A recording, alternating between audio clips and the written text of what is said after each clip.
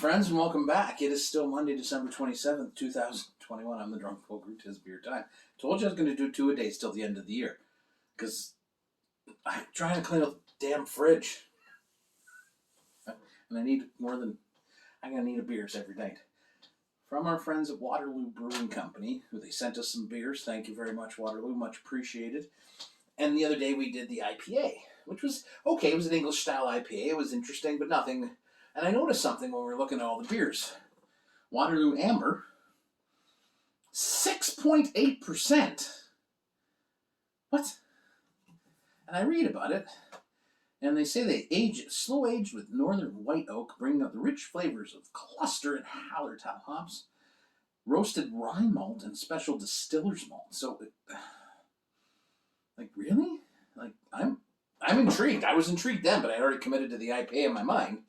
So again, they're listed as a macro brewer. They were Ontario's first craft brewer. I don't get craft beer's dead. I'm not going to get into that argument, people. Good beer is good beer. So let's try it. Because a couple people commented because I put it in the video. They're like, hey, Amber's pretty my favorite one out of those. I was like, really? It's 6.8%.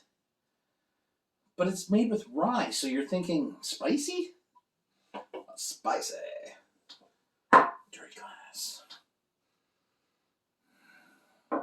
Okay, I'm getting like toasted malt, little hits of caramel. Let's get into it. You know what? As they say, pour the boar.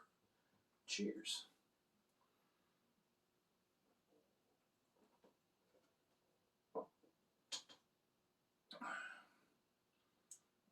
So let me say this about rye and beers. Gateway City makes the best beers that contain rye in Canada. They're in North Bay. This is not that. This is a little sweeter, and I'm thinking it's the oak that kind of tempers the rye, maybe, because it is sweeter. The caramel note is coming through very strong. However, having said that, at 6.8%, there is no hint of that ABV at all.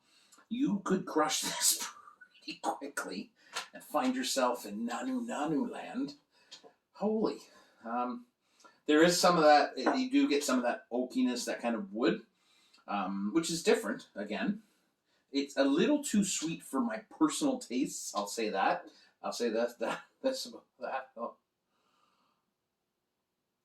However, I will also say this. I see the market for this. I really do. It is not one of those beers that will scare somebody off.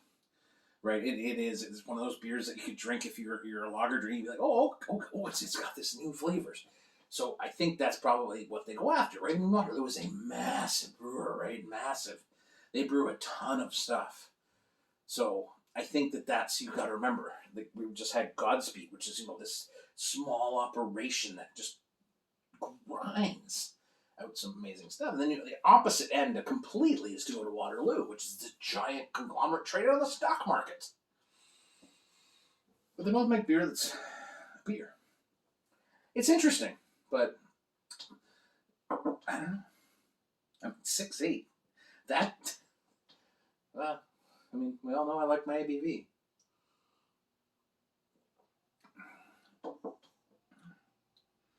It has a certain appeal to it. I'm not going to lie. There is a certain appeal to this beer, and it appeals to me because it's 6.8%, and it's incredibly crushable.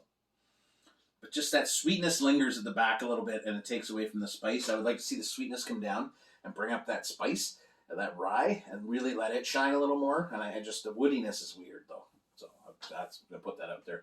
Anyways, there you go. If you see it, try it. It's 6.8%. At the very least, 6.8%. It's interesting, though. It's interesting to try these ones because then you go back and you revisit like some, craft beers, and you can see there's a difference there. So you can, and then that's interesting to me. I don't know. I'm going to drink it. Cheers, my friends. Enjoy your Monday. I'll see you tomorrow because tomorrow's Tuesday, and God knows I'm going to need some beers tomorrow. Cheers. I can't put my finger on it, but there's, something weird, but it's crushable. Crushable 6.8, I'm in.